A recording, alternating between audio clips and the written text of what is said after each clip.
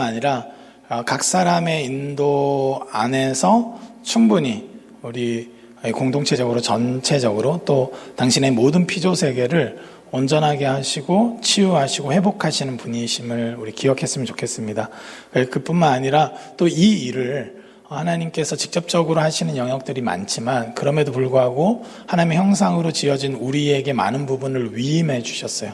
하나님이 직접적으로 여전히 창조하시기보다는 우리로 하여금 아이를 낳고 가정을 이루는 생명을 탄생하는 공동체를 이루셔가지고 하나님의 창조 사역들을 계속적으로 이루어 가고 계십니다. 그래서 우리에게 주어진 위임된 이 사명들이 있다는 걸 기억하면서 오늘도 하나님의 말씀을 의지하고 우리의 삶의 모든 영역들이 그렇게 주어졌다는 것, 이렇게 우연히 주어지거나 그냥 돈벌이거나 어쩔 수 없이 들어간 학교가 아니라 하나님께서 뜻과 계획을 갖고 우리를 그렇게 인도하셨다는 것을 좀 믿음으로 반응하면서 나아갔으면 좋겠습니다. 우리 하나님의 말씀 함께 보도록 하겠습니다. 우리 창세기 4장 3절에서 10절 말씀입니다.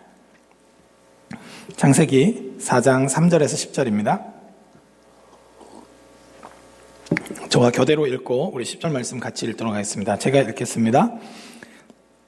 세월이 지난 후에 가인은 땅의 소산으로 제물을 삼아 여호와께 드렸고 아벨은 자기도 양의 첫 새끼와 그 기름으로 드렸더니 여호와께서 아벨과 그의 제물은 받으셨으나 가인과 그의 제물은 받지 아니하신지라 가인이 몹시 분하여 안색이 변하니 여호와께서 가인에게 이르시되 내가 분하여 함은 어찌 됨이며 안색이 변함은 어찌 됨이냐 내가 선을 행하면 어찌 낯을 들지 못하겠느냐 선을 행하지 아니하면 죄가 문에 엎드려 있느니라 죄가 너를 원하나 너는 죄를 다스릴지니라 가인이 그의 아우 아벨에게 말하고 그들이 들에 있을 때에 가인이 그의 아우 아벨을 쳐 죽이니라 여호와께서 가인에게 이르시되 내 아우 아벨이 어디 있느냐 그가 이르되 내가 알지 못하나이다 내가 내 아우를 지키는 자니이까 함께 읽겠습니다. 이르시되 내가 무엇을 하였느냐 내 아우의 핏소리가 땅에서부터 내게 호소하느니라. 아멘. 아멘. 우리는 계속해서 이제 성경의 주요 주제들을 봅니다.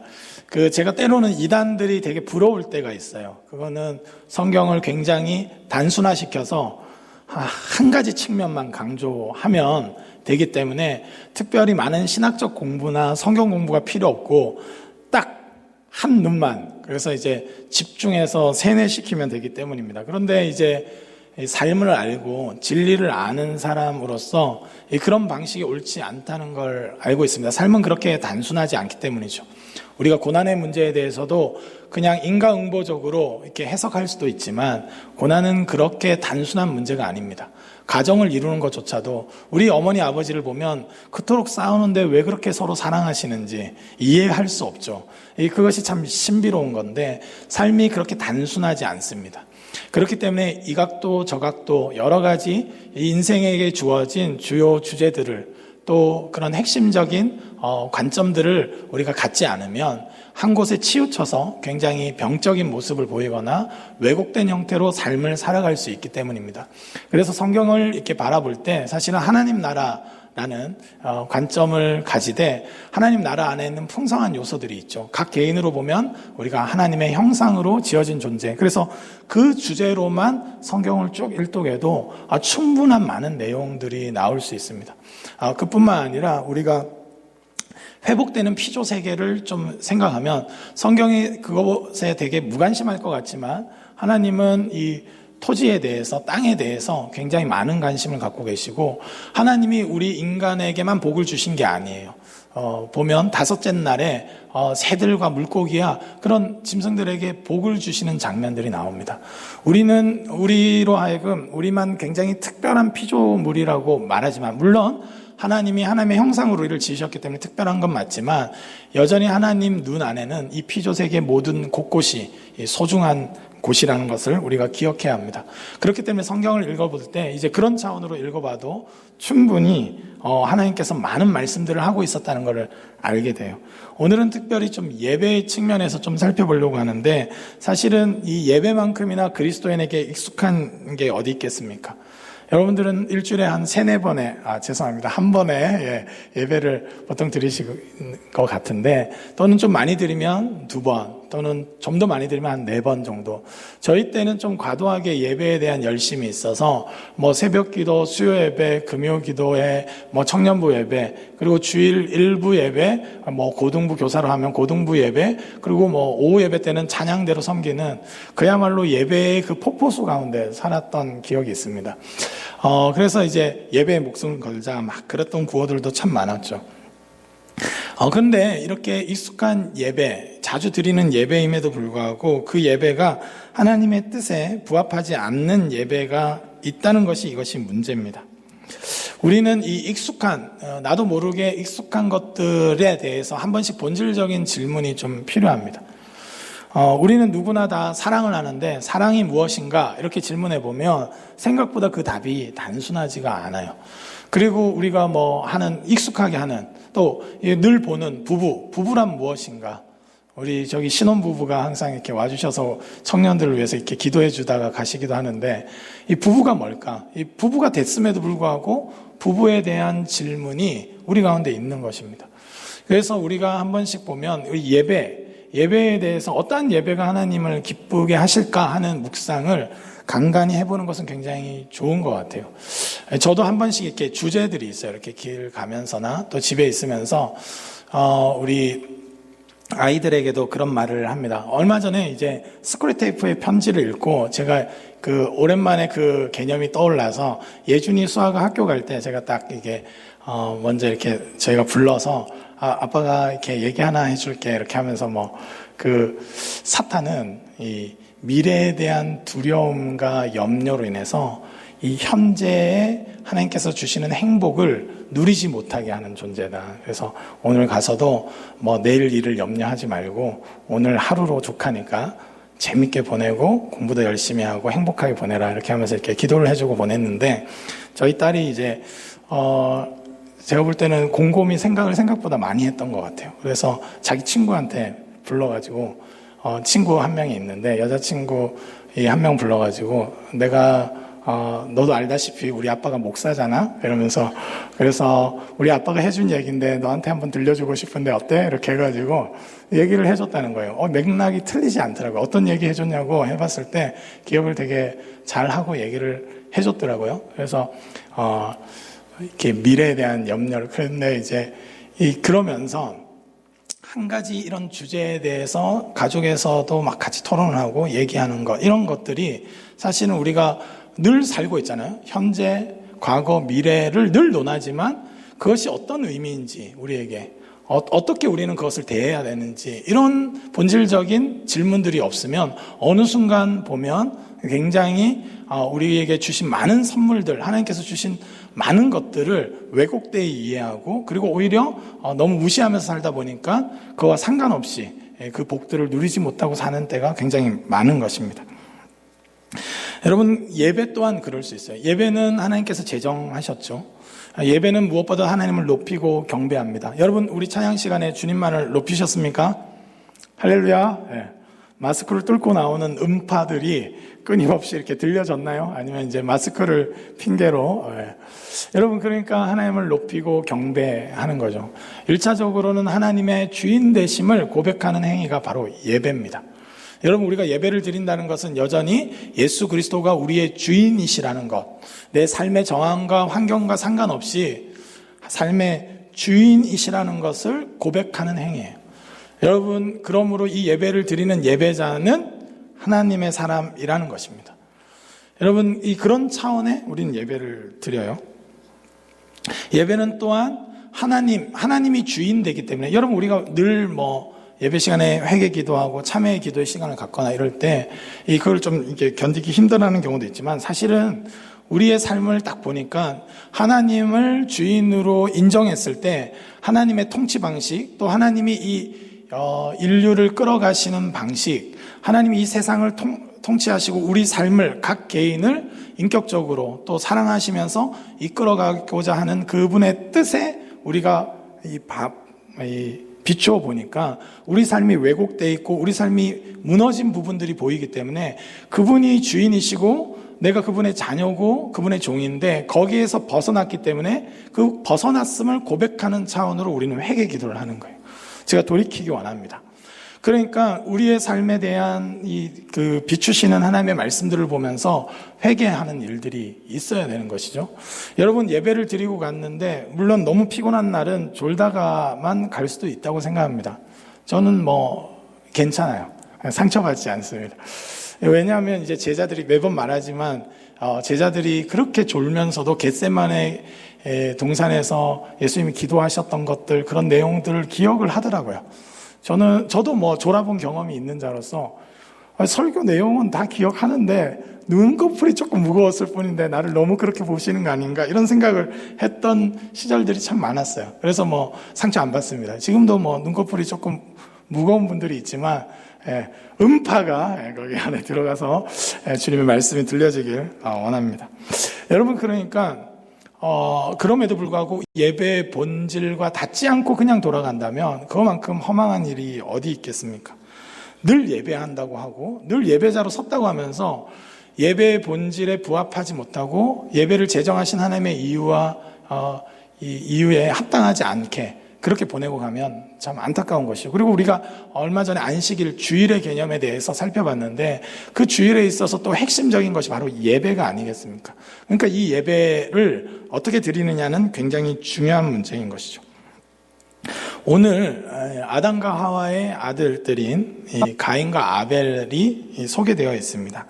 우리 2절 말씀을 한번 잠깐 보도록 하겠습니다. 4장 2절 말씀입니다. 같이 읽도록 하겠습니다. 시작. 그가 또 가인의 아우 아벨을 낳았는데 아벨은 양을 치는 자였고 가인은 농사하는 자였더라. 아멘. 한 명은 목축을 했고 한 명은 농사를 지었어요. 그러고 나서 이 세월이 지나면서 그들이 예배를 드렸습니다. 3절에서 5절 말씀을 좀 살펴보겠는데요. 세월이 지난 후에 가인은 땅의 소산으로 제물을 삼아 여호와께 드렸고 아벨은 자기도 양의 첫 새끼와 그 기름으로 드렸더니 여호와께서 아벨과 그의 제물은 받으셨으나 가인과 그의 제물은 받지 아니하신지라 가인이 몹시 분하여 안색이 변하니. 아멘. 똑같이 예배를 드렸는데 한 명은 받으셨고 한 명은 받지 않으셨다는 거예요. 여러분, 우리가 이런 말씀들에 대해서 굉장히 진지하게 받아들인다면 여러분, 이 좀 이렇게 놀랄 만한 일이죠. 우리가 같이 동일하게 예배 드리는데 누군가의 예배는 받지 않으시고 누군가의 예배는 받으신다는 거예요. 지금도 여러분들의 예배는 어떤 예배라고 생각합니까? 우리는 보통 시간을 지켜서 왔으면 이미 예배 다 드린 걸로 해석하곤 해요. 그리고 내가 조금 열정적으로 좀 하면 뭔가 예배 드려졌다고 생각하지만 하나님이 의도적으로 받으시는 예배가 있고 때로는 의도적으로 받지 않는 예배가 있다는 겁니다. 특별히 우리가 눈여겨볼 수 있는 단어는 이거예요. 아벨과 그의 제물은 받으셨으나 가인과 그의 제물은 받지 않으셨다는 거예요. 여러분, 예배의 본질적인 요소 중에 하나가 뭐냐면 제물만 있지 않아요. 여러분, 제물도 중요합니다. 여러분, 하나님은 제물도 받으셨어요. 그러나 그 앞에 더 중요한 것이 있는데 아벨과 그 제물, 가인과 그 제물을 언급하고 계세요. 예배는 예배드리는 그 존재를 받으시는 시간이란 거예요. 여러분, 우리가 그냥 짜투리 시간을 좀 내어드리거나 또는 내가 좀 이번에 좀 그 월급 봉투가 두둑해서나 아니면 용돈이 생겨서나 또 이 긴급구호 형태로 재난 지원 형태의 물질이 좀 생겼기 때문에 오늘은 좀 헌금하고 내일은 좀 다음 주는 안 하고 이런 형태가 아니라 그 존재와 그 재물을 받으셨다는 거예요. 여러분, 이것이 예배에 대한 우리의 생각을 좀 더 분명하게 할 필요가 있는 것 같습니다. 우리는 어떤 짜투리나 어떤 좀 남아도는 무엇을 드리기 위해서 온 것이 아니라 우리의 존재가 하나님께 드려질 수 있도록 예배한다는 것이죠. 여러분, 가인과 그 제물은 근데 받지 않으셨고 아벨과 그 제물은 받으셨다는 거예요. 왜 그러셨을까? 혹자들은 그런 사람이 있어요. 하나님이 피제사를 좋아하시는데, 희생제사를 좋아하시는데 아벨은 양으로 예배했고 가인은 곡식으로 예배했기 때문에 받지 않으셨다, 이런 해석들을 했던 분들이 있지만 사실은 성경을 봤을 때 그렇게 맞지는 않는 것 같습니다. 왜냐하면 아시다시피 소제는 곡식 제사예요. 나중에 모세 이후에 율법의 시대에도 사실은 곡식 제사들을 많이 드렸습니다. 곡식이기 때문에 안 받으셨다고 보기에는 좀 어려운 것 같아요. 그러면 왜 그러셨을까? 우리가 생각했을 때 하나님이 가인과 아벨을 차별하셨는가? 그렇지는 않으시겠죠. 하나님이 그러신 분이 아니라는 걸 우리가 너무나 잘 알고 있기 때문입니다. 그럼 가인의 어떤 부분이 그로 하여금 그 예배를 받지 못하게 했는가? 우리가 좀 생각해 볼 필요가 있는데 우리 7절 말씀을 한번 살펴보도록 하겠습니다. 우리 7절 말씀 같이 읽도록 할게요. 시작. 내가 선을 행하면 어찌 낯을 들지 못하겠느냐? 선을 행하지 아니하면 죄가 문에 엎드려 있느니라. 죄가 너를 원하나 너는 죄를 다스릴지니라. 아멘. 예배를 받지 않고 나서 안색이 변하고 막 분노하니까 하나님이 이 말씀을 하셨다는 거예요. 여러분, 이런 걸 봤을 때 하나님 가인을 굉장히 사랑하신 것 같아요. 우리는 예배를 안 받으셨는지 잘 모를 뿐더러 좀 뭔가 이렇게 충만하지 못할 때 왜 안 받으셨는지에 대해서 잘 모르고 돌아갈 때가 있는데 이 가인에게 일러주세요. 선을 행하지 아니하면 죄가 문에, 아마 마음 문을 말하는 건지 어디를 말하는지 모르겠지만 문에 엎드려 있다는 거예요. 그리고 죄는 너를 원하지만 너는 죄를 다스려야 된다고 언급해 주세요. 그리고 나서 이 가인의 행동을 또 좀 살펴볼 수 있는데 우리 8절 말씀입니다. 8절 말씀입니다. 시작. 가인이 그의 아우 아벨에게 말하고 그들이 들에 있을 때 가인이 그의 아우 아벨을 쳐 죽이니라. 아멘. 요때 그 가인이 예배 그렇게 분명히 말씀하셨음에도 불구하고 나중에 아우에게 뭔가 말했어요. 여기 각주에 이렇게 표현됐습니다. 각주에 그 보면 우리가 고대 어떤 사본에는 우리가 들로 나가자라는 말이 기록되어 있다는 거예요. 그러니까 말의 내용이 뭐냐면 가인이 그의 아우에게 말을 했어요. 그 말의 내용이 우리가 들로 나가자라고 말했다는 거예요. 그리고 나서 거기서 가인이 아우를 쳐 죽였습니다.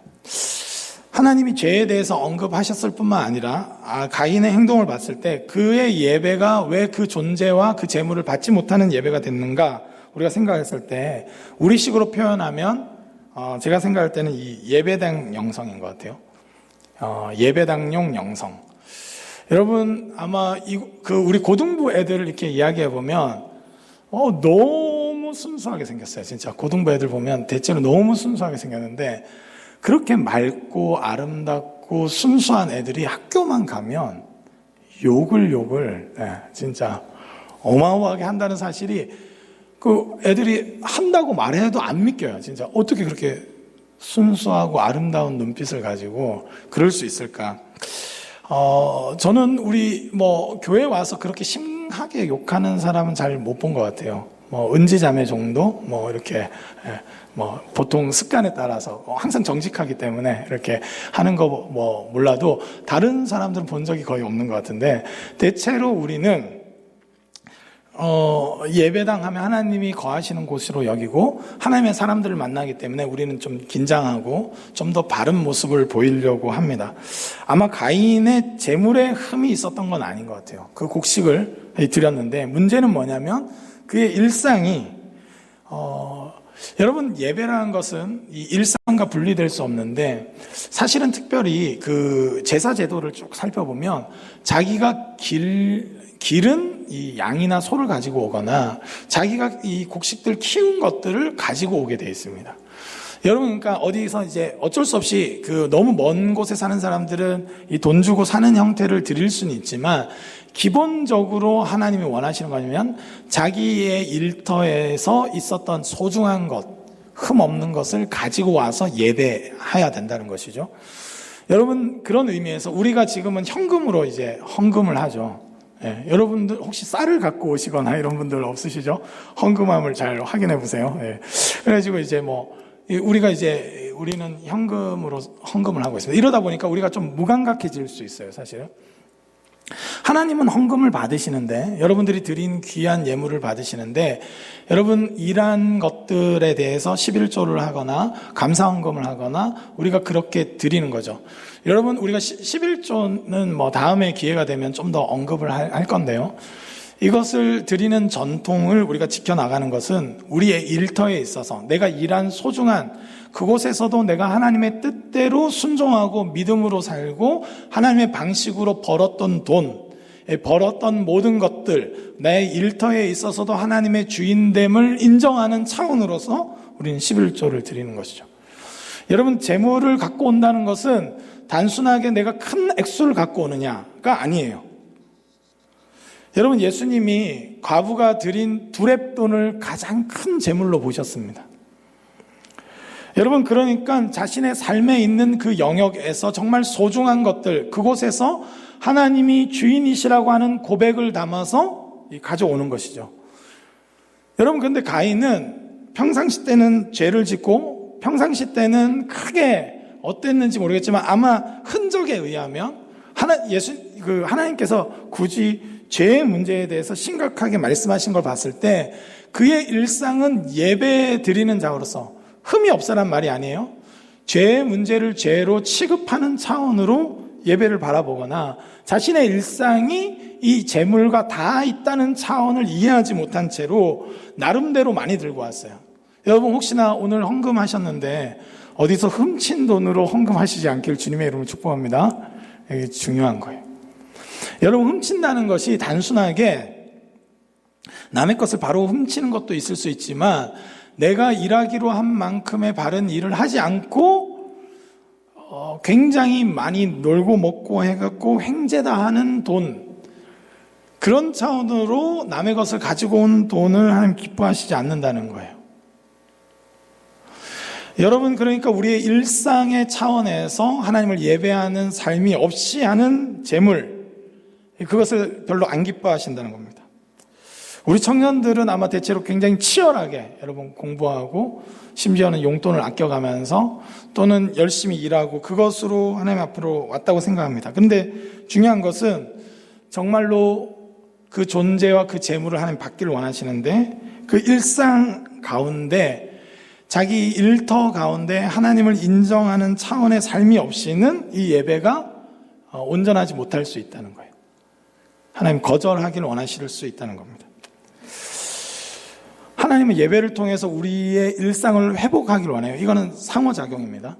우리가 예배 드리는 것은 하나님의 주권을 인정하고 하나님을 예배함으로써 우리의 일상이 회복되길 원하고, 하나님은 또한 우리의 일상의 일터에 있는 그 재료를 가지고 와서 하나님께 예배함을 통해서 또한 우리 모든 일상이 온전해지길 원하시는 거예요. 예배는 그렇게 작동하지 않으면 그냥 퍼포먼스가 됩니다. 가인도 뭐 뜨겁게 예배했을 수 있잖아요. 곡식을 막 흩날리면서 막 이렇게. 그런데 안 받으시니까 얼마나 화가 나겠어요. 얼마나 소중한 것들을 다 나름대로 갖고 왔는데 그랬을 때 화가 날만 했겠죠.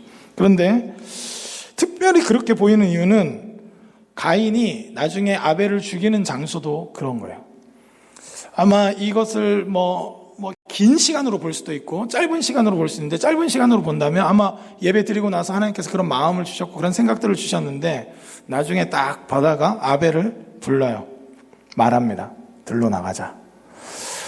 이게 굉장히 단순한데요. 들로 나가면 마치 하나님이 안 보시는 것 같고 예배당에 오면 하나님 계신 것 같이 생각하는 것. 여러분, 이게 가인이 굉장히 어리석은 자기 때문에만은 아닌 것 같아요. 우리도 너무나 쉽게 이 예배드리는 이곳에서는 하나님의 임재를 그렇게 깊이 경험하면서 일상으로 나가면 세상의 방식, 내 욕심에 따라서 내 마음대로 하려고 하는 생각들로 때로는 가득합니다. 여러분, 그렇기 때문에 이 가인이 들로 딱 데려가갖고 쳐 죽여요. 이런 분들 있죠. 막 시비가 붙었어요. 목장 모임하다가 뭐라고 이러면서 니 나온나? 교회에서 못하겠고 나온나? 그래가지고 저기서 한번 붙자 이렇게 하는 분들처럼 이 딱 나와라 해가지고 들로 가서 죽였다는 거예요. 여러분, 그러니까 자신이 예배 드리는 곳에서는 하나님이 계시지만 자신의 모든 일상, 들에서는 하나님이 없다고 생각하는 무의식. 여러분, 이것이 정말 무서운 것이죠. 여러분, 오늘 예배를 드리면서 이것이 회복되길 하나님 원하시는 거예요. 여러분, 우리의 삶이 어떻게 회복될 수 있느냐? 예배를 통해서 하나님 회복하시기로 결정하셨는데, 그것은 우리가 여러분 일하는 모든 곳에서도 하나님 계시다는 것을 고백하는 차원으로 제물을 드리기를 원하신다는 거예요. 여러분, 우리가 이거 좀 조심스러운 말인데, 청년 시절 때 이 헌금 생활이 훈련되지 않으면 굉장히 쉽지 않습니다. 여러분, 그러니까 이때 헌금하고 하는 것들을 지금도 아까워하면 나중에 더 힘들어요. 그리고 이 하나님께 드리는 제물에 대해서 내 일상, 공돈이 생기면 헌금할 마음이 있는데 내가 열심히 일한 거에 대해서는 하나님께 드릴 마음이 없다. 이거는 우리의 욕심이 끊임없이 일어나게 됩니다. 공돈이 생기면 이웃을 도울 수는 있는데, 공돈이 생기면 누군가에게 한번 쏠 수는 있는데, 내가 열심히 일한 모든 결과물은 내가 다 누려야 된다. 이 방식은 하나님을 주인으로 인정하지 않는 거예요. 여러분, 그렇기 때문에 우리가 이 예배 때 회복돼야 되는 것은 우리의 모든 일터, 우리의 모든 학교 생활, 우리의 가정, 그 모든 것들이 재료로서 하나님께 드리는 마음으로 와야 된다는 거예요. 그렇게 하나님의 주권을 인정하면서 드렸을 때 다시 한번 우리는 또 일터로 나가면서 이곳이 하나님의 세계인 것을 또한 고백할 수 있는 겁니다. 여러분, 우리가 하는 모든 노동의 그 가치를 보신다는 거예요. 하나님은 5,000원 헌금했냐, 10,000원 헌금했냐, 이거에 관심 있는 것이 아니라 우리가 어떠한 노동과 일과 헌신적인 삶을 통해서 그 삶의 내용을 가지고 왔는가 깊이 있게 관심 있게 보고 계신다는 거예요. 들에서는 엉망으로 살아도 되는데 그 엉망으로 살면서 남의 걸 빼앗든 대충 놀면서 그냥 뻗앵기면서 돈을 가져오든 어떤 방식이든 그거 드리면 됐지라는 방식이 아니라는 거예요. 우리가 소중히 땀 흘린 것, 그것으로 드리기를 원한다는 겁니다. 그것 또한 자기 존재를 드리는 마음으로 예배하기를 원한다는 거예요. 여러분, 우리는 뭔가 회복되기를 원할 때 하나님이 일방적으로 뭔가 확 주시기를 원하시는 경향이 있어요. 그런데 실제 회복은 어떨 때 일어나느냐? 우리가 진짜 하나님을 하나님으로 인정하는 이 신앙 고백, 그 신앙 고백적 차원의 순종이 있을 때 회복이 일어납니다. 여러분, 가정의 회복도 언제 일어나요? 부모님을 맨날 막 알로 보다가 자녀를 낳아보니까 우리 부모님이 나를 이렇게 키웠구나 하면서 막 눈물 흘리면서 이렇게 부모님한테 효도하는 경우를 참 많이 봅니다. 그러니까 이전에 내 키우면서 그래 힘들었다고, 내가 효자고 효녀였는데 이런데, 여러분 꼭 제가 축복합니다. 결혼해서 꼭 여러분 같은 아이를 낳으시기를 주님의 이름으로 축복합니다. 그러면 다시 보여요. 부모님이 버텨준 것만으로도 너무나 귀하다는 생각을 하게 됩니다. 자녀의 자리로 원래 돌아갈 때 진짜 회복이 일어나는 거예요. 부모는 부모의 위치에 있고 자녀는 자녀의 위치로 돌아갈 때 회복이 일어나는 거지, 갑자기 뭔가 부어져 가지고 회복되는 게 아니에요. 하나님이 계획하신 원래의 모습으로 하나님을 주인으로 인정하는 차원의 예배가 있을 때 회복이 일어난다는 겁니다. 여러분, 그렇기 때문에 이 예배 드릴 때 오늘 저는 우리가 좀 요즘에는 저도 그런 것 같아요. 가벼운 마음으로 올 때가 있는 것 같아요. 제가 오늘 고등부 예배를 준비하면서 되게 회개를 했는데, 제가 이제 교사 모임 보통 8시 20분인데 오늘따라 웬일인지 모두 늦으시더라고요. 그래서 이제 20분에 왔는데 한 1, 2분 기다리다 안 오시더라고요. 그래서 그럴 때 이제 보통 자꾸 제가 휴대폰이나 이렇게 카톡 확인하고 자꾸 습관적으로 저도 모르게 그러면서 내가 하나님께 예배하러 왔는데 내가 기도를 해야겠다 이 생각, 교육자가 기도해야겠다는 생각은 당연한 건데 그 생각이 들더라고요. 우리 선생님들을 위해서 좀 기도해야겠다 이런 생각이 들더라고요. 근데 제가 좀 생각하면서 이 예배 때 하나님께 내 존재와 나의 모든 일터에 있는 그 재물을 가지고 오는 마음으로 내가 예배하는가?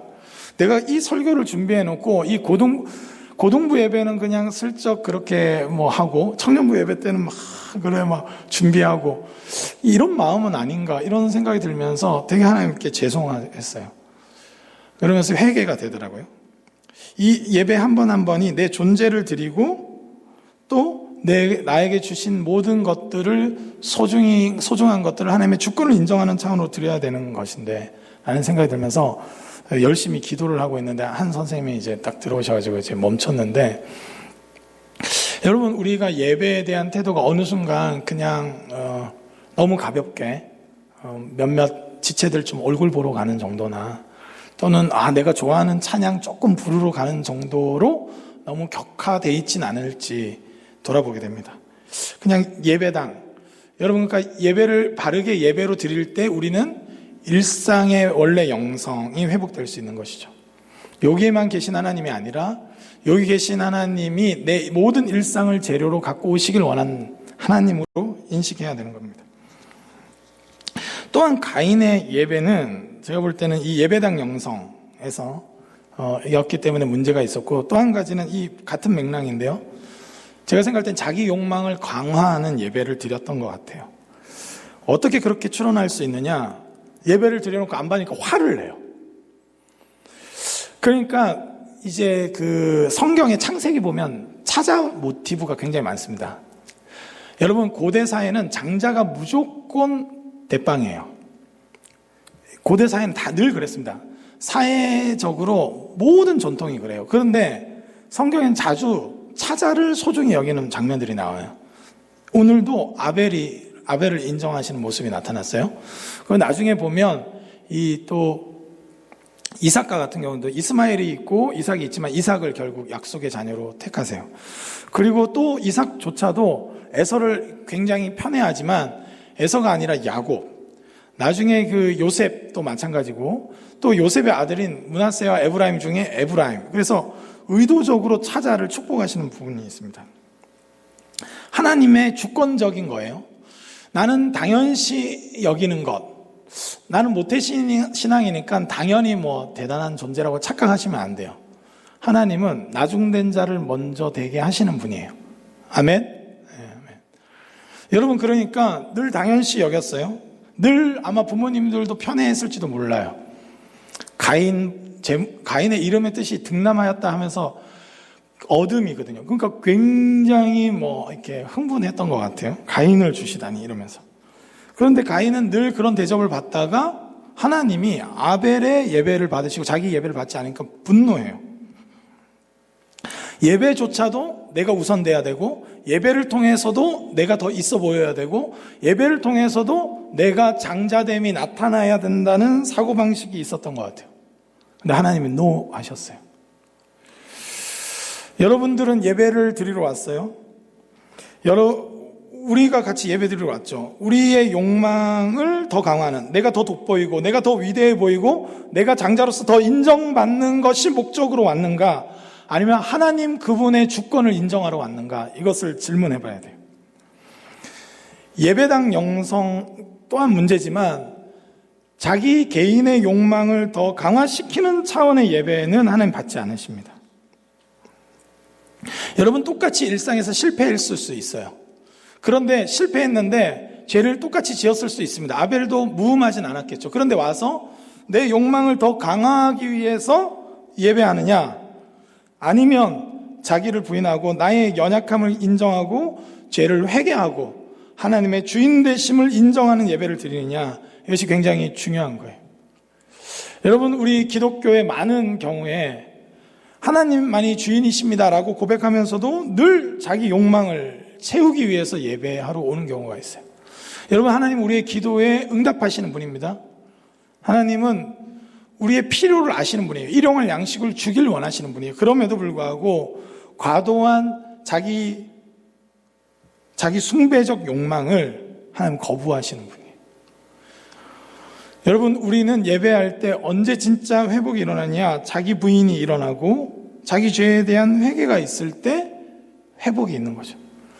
그리고 하나님은 의도적으로 받지 않으시고 죄에 대해서 말씀하셨어요. 죄를 다스려라고.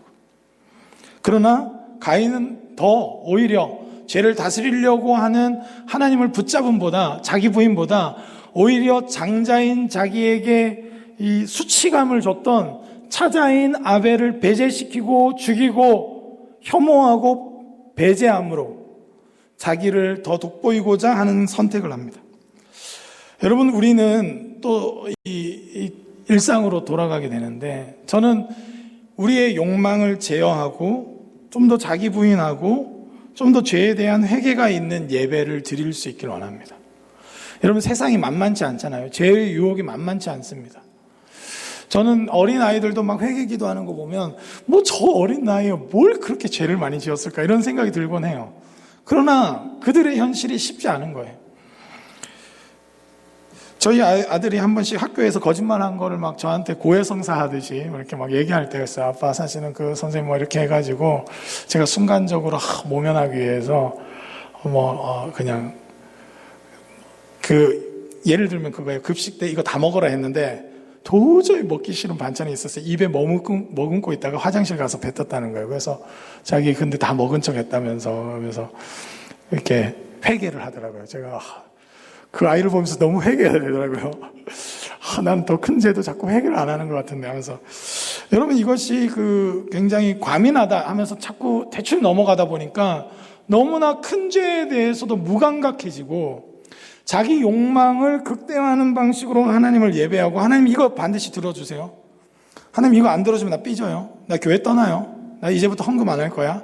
아니면 나 이제부터는 그런 식으로 하나님을 협박하는 차원으로 불쾌해하고, 교회에서 누군가 더 인정받고 존중받고 세워지는 걸 보면 왜 하나님, 나는 이 구독교회를 어려서부터 모태신앙으로 자랐는데, 또는 나는 그래도 이 회장 출신인데 나를 뭘로 보시고 하면서 이런 방식으로 작동한다면 여러분, 우리는 계속적으로 무너지는 거예요.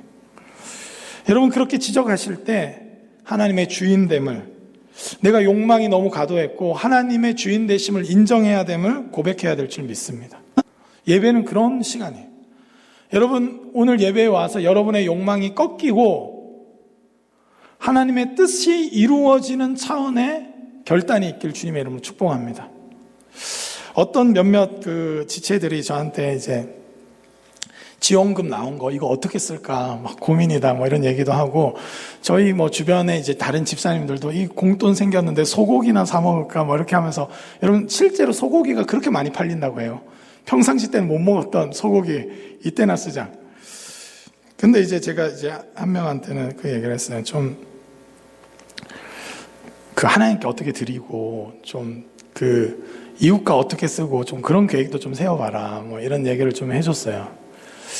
여러분, 혹시 이렇게 재난지원금 받았는데 여러분의 계획에 오로지 여러분의 소비와 맛집과 이런 것만 적혀있다면 오늘 회개할 수 있기를 주님의 이름으로 축복합니다. 여러분의 욕망이 좀 꺾여보는 경험이 필요해요. 예배 때 우리가 너무 무감각해요. 하나님을 예배하는 차원을 고백하는 차원으로 우리의 소중한 물질을 드리고 시간을 드리고 우리의 열정을 드리고 하는 모든 것들, 하나님의 주인 되심을 진짜 인정하면서 산다는 것, 그게 뭘까? 그걸 좀 고민했으면 좋겠어요. 이 공돈이 생길 때 자기 욕망을 늘 예배하는 사람은 자기가 제일 먼저 생각나요. 월급을 받았을 때 자기가 욕망화된 사람은 오로지 자기만 떠올립니다. 우리가 갑자기 생긴 휴가나 이런 시간들을 보낼 때 자기를 극대화시키는 차원으로 예배하는 사람들은 이 시간을 나를 위해서만 어떻게 쓸지를 계획해요. 그러나 하나님을 진짜 예배하는 사람들은 하나님을 위해서 이 시간들, 이 물질들을 어떻게 써야 될지 고민합니다. 나에게 주신 자원들을 이웃과 함께 어떻게 나눠야 될지 고민해야 되는 거예요. 여러분, 가인의 마음이 커져서 나중에는 아벨을 죽이는 데까지 갑니다. 여러분, 이웃 죽이는 거 어려운 거 아니에요. 하나님의 주인 되심을 인정하지 않고 나를 끊임없이 극대화시키는, 내 욕망을 극대화시키는 차원으로 예배하는 사람은 결국 남을 죽음에까지 내몰 수 있는 거예요. 경비원 아저씨 무시하면서 사는 것이 습관화된 사람은 극단적으로 누군가를 무시할 수 있다는 것입니다. 남들이 어떻게 되든 상관없이 나만 소중한 사람들은 누군가의 어려움, 누군가의 아픔에 무관심할 수 있다는 거예요. 그것은 잘못된 예배입니다. 사울은 자기 왕권을 더 강화시키는 차원으로 예배하려고 했어요. 죄질로 따지면 여러분 사울이보단 다윗이 더 악한 거 아닙니까? 살인교사했잖아요. 여러분 그런데 왜 사울이 패망한 왕의 모습을 보였느냐? 끊임없이 자기를 극대화시키는 차원으로 하니까 다윗도 제거하려고 하고 그 외에 주변의 모든 사람들을 자기에게 위협이 되면 다 제거하고 죽이려고 했어요. 여러분 우리는 우리 자신을 자꾸 예배하면 엄마 아빠도 나중에는 안 보여요. 여러분 소중한 친구도 보이지 않습니다. 여러분 그렇게 돼버린 거예요. 이웃이 보이지 않는 거예요. 내가 예배하고 밖으로 나가는데 나만 보이고 내 주변의 이웃이 한 번도 보인 적이 없다면 우리는 하나님을 예배한 것이 아니라 자기 욕망을 예배한 걸 수 있습니다. 어떻게 회복이 일어날까요? 저는 이렇게 어려운 시점이지만 그럼에도 불구하고 하나님을 주인으로 고백하는 예배, 자기를 부인하고 자기 죄를 회개하는 예배, 이렇게 예배할 때 우리는 이 피조 세계의 회복을 일으킬 수 있는 하나님의 사람이 될 줄 믿습니다. 주님이 그렇게 우리를 초대하신 거예요. 이 가인은 지속적으로 그런 방식으로 살다 보니까 나중에 하나님도 무시하고 결국 아벨조차 죽이는 인생이 된 것입니다. 여러분 예배는 재능 기부를 하거나 내가 조금 여유 있는 물질을 좀 드리거나 또는 내가 좀 시간이 붕 뜨니까 오는 것이 아닙니다. 예배는 우리의 주인 되신 하나님을 경배하고 하나님의 주인 되심을 고백하는 자리인 줄 믿습니다. 제가 그 행정 리더들에게 좀 나눴어요. 그래서 우리 요즘에 이제 하고 있죠. 우리 당찬 챌린지. 이미 그 영상이 나갔으니까 끝난 거 아닌가? 아닙니다. 여러분, 우리 모두가 하는 그날까지 또 뭐 다른 버전이 나가든 할 거니까 참여해 주세요. 근데 저는 또한 그 기쁨으로 당찬 챌린지를 참여하듯이 여러분 헌혈에도 계속 힘써 주시길 바랍니다. 피가 모자라요. 피가. 그래서 필요해요. 제가 이번에 참 보니까 참 감사한 게 헌혈 처음 해봤다는 지체들도 있더라고요. 이번 기회에. 너무 감사했어요. 헌혈은 하면 할수록 좋습니다. 한번 해주시면 좋겠고. 그리고 또 제가 되게 감사했던 게 얼마 전에 우리 산청에 비전 트립 갔던 세 자매 아버님이 돌아가신 일이 있었는데 우리 청년들 중에 굉장히 적극적으로 문상 가는 걸 보고 참 감사했어요. 저는 바르게 예배하고 있다고 생각합니다. 우리 청년구덕이 굉장히 바르게 예배하고 있다고 생각해요. 그래서 또 한 가지는 하나 제시하고 싶은 거는 여러분들이 아파트에 사시는 분이라면 경비원 아저씨에게 조그마한 쪽지와 선물을 주는 것도 좀 챌린지를 하려고 해요. 그래서 그러면 주택에 사는 사람은 어떻게 해야 합니까? 주인집에 주셔도 좋을 것 같고, 아니면 여러분 집에 월세로 살고 있는 분들에게 주셔도 좋을 것 같아요. 그리고 또 몇몇 분들은 교회에 계신 우리 청소하는 그 여사님들이나 또 우리 교회 경비 아저씨에게 좀 표현해도 좋을 것 같습니다. 여러분 세상은 문제가 생기면 비난하기 바빠요. 그러나 교회는 하나님이 주인 되심을 고백하는 차원의 삶으로 우리는 이 대안적 삶의 모습을 보여야 된다고 생각합니다. 여러분 오늘 주님을 예배할 때 좀 부담스러운 부분도 있으셨을 거예요. 부담 안 느끼셨다면 너무 잘하고 계신 거고요. 여러분 우리는 하나님을 예배하고 우리의 욕망이 꺾이는 경험이 필요합니다. 우리는 예배당이 아니라 이 예배당에서 느낀 하나님의 임재를 우리의 일터로 가져가야 된다는 깊은 부담감을 갖고 여러분 일터에 가서 여러분 옛날에는 너무 이제 형식에 좀 많이 매였어요. 그래서 저도 그랬어요. 그래서 고등학교 때 맨날 일찍 가서 우리 반을 축복하는 기도를 했어요. 한 20분 동안. 제가 복례산에 자주 올라갔는데 맨날 영도와 부산을 축복하면서 기도했어요. 고3 때. 근데 요즘엔 안 해요.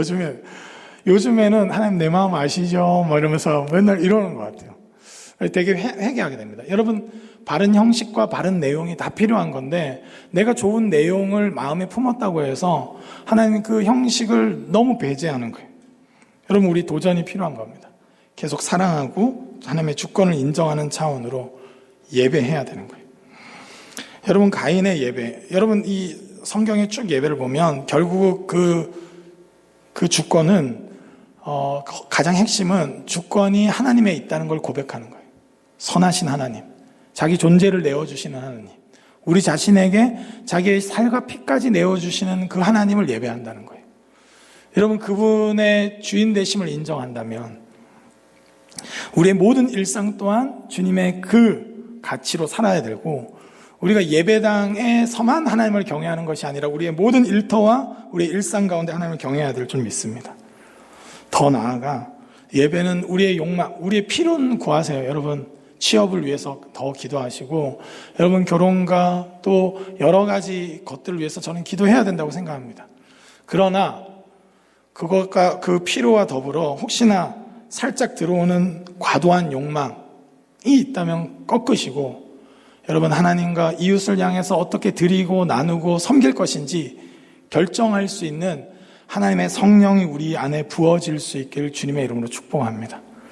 여러분의 시간과 물질과 모든 관계와 열정이 여러분 하나님의 뜻이 이 땅 가운데 이루어지기를 기도하는 주기도문과 같이 늘 그걸 기도하면서 한 번도 예배 가운데 하나님의 뜻이 들어오기 때문에 하나님의 뜻에 부합하지 않는 모든 것은 꺾어내시고, 이 하나님의 뜻을 이루기 위해 필요한 모든 일용할 양식은 기도하고, 그런 예배를 드릴 때 우리는 하나님의 사람으로서 이 땅을 치유하고 회복하는데 쓰임받을 줄 믿습니다. 여러분, 우리 가운데 그러한 은혜들이 있기를 원합니다. 곳곳에 좋은 소식들이 들려와서 되게 감사해요. 여러분, 그렇지만 이 시대가 그만큼 악하고 그만큼 죄를 합리화하기 쉽고 그만큼 어려운 시대이기 때문에 우리 안에 성령님이 부어주시는 말씀에 좀 반응하면서 가인의 예배가 아니라 아벨의 예배를 드리길 원합니다. 여러분, 가인이 그렇게 거부당했을 때 주시는 하나님의 말씀에 우리가 좀 주목할 필요가 있어요. 들으시고 거기에 반응하며 믿음으로 나아가는 저와 여러분 되시길 주님의 이름으로 축복합니다. 우리 시간 함께 찬양하며 기도했으면 좋겠습니다. 완전하신 나의 주, 우리 함께 찬양하려고 합니다. 여러분, 하나님은 완전하시고 그분은 신실하십니다. 오늘 예배 가운데도 우리를 망가뜨리거나 우리를 소모품으로 여기셔서가 아니라 참된 회복을 위해서 말씀해 주시는 거예요. 하나님은 하나님이시고 인간은 인간인 거예요. 하나님이 주인이시고 왕이심을 고백하는 그 자리에서 우리 삶의 회복이 있을 줄 믿습니다. 하나님을 왕으로 고백하는 차원으로 이 찬양을 하나님 앞에 겸손하게 올려드릴 수 있길 원합니다.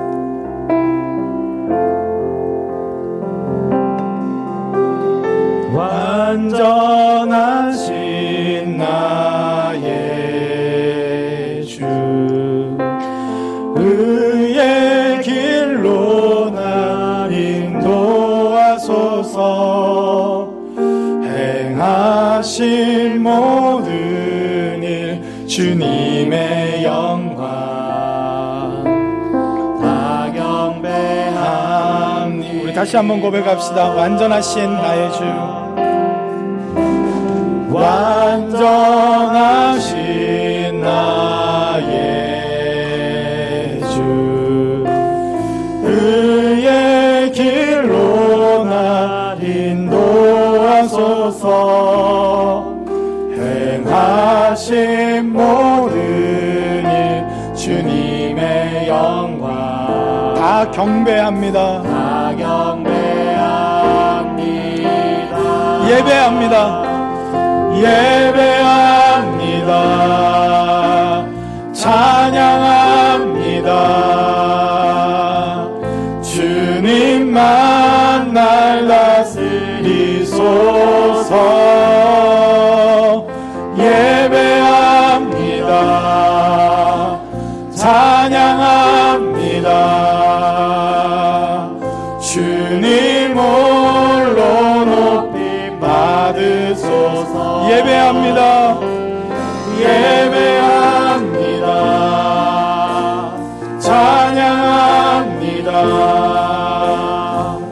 주님만 날 다스리소서. 예배합니다. 찬양합니다. 주님 홀로 높임 받으소서. 우리 이 시간 함께 기도했으면 좋겠습니다. 가인의 예배를 받지 않으셨을 때 가인은 하나님의 주권을 인정했어야 합니다. 내 계획대로 나를 돋보이는 예배가 아니었을 때 오히려 그것을 감사하며 하나님의 주권을 인정하고 죄를 다스리기로 결단하고 일상의 영성, 자기 욕망을 절대화하는 것이 아니라 하나님의 뜻에 집중하는 예배, 그것으로 회복됐어야 돼. 그렇지 않으니까 이웃을 죽음으로 내모는, 내 아우를 지키는 자니까 외치는 그 죄악된 삶을 살 수밖에 없었습니다. 우리 사회 구조가 왜 자꾸 악하게 누군가를 극단적인 선택으로 내모는 사회가 되었습니까?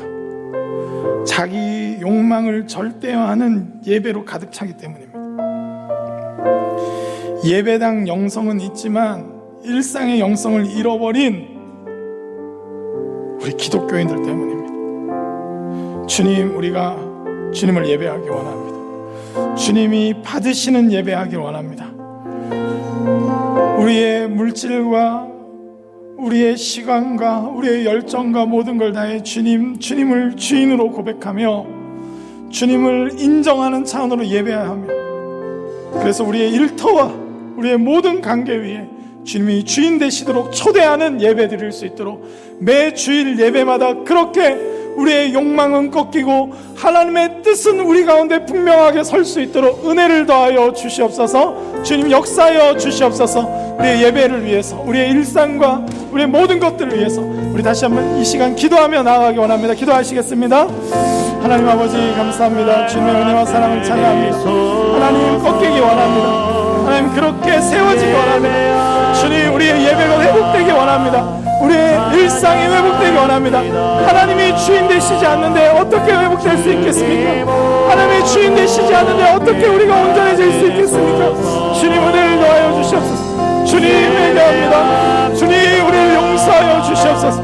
주님을 주인으로 인정하기 원합니다. 우리가 일터에서도 하나님 충실하게 주님 우리가 일하기 원합니다. 우리의 하나님 모든 인기가 되시고 주님을 위하여 나갈 수 있도록 성령님 기름 부어 주옵시고 성령님 다스려 주옵시고 주님을 인정하며 주님을 고백하며 믿음으로 나아갈 수 있도록 성령님 다스려 주시옵소서. 은혜와 사랑으로 함께하여 주시기 바랍니다. 성령님 은혜를 더하여 주시옵소서. 주님만을 바라보며 믿음으로 행할 수 있도록 도와주시옵소서. 성령님 도와주시옵소서. 성령님 우리를 치료하시고 회복하시옵소서. 아버지 도와주시기 바랍니다. 성령 하나님 기름 부어주시고 아버지 다스려 주시기 바랍니다. 아버지 다스려 주시옵소서. 아버지 순종하는 자 될 수 있도록 성령님 기름 부어주시고 아버지 함께 하시옵소서. 아버지 도와주시고 아버지 도와주시옵소서. 성령님 기름 부어주시옵소서. 아버지 우리 시간 한 번만 더 기도했으면 좋겠습니다.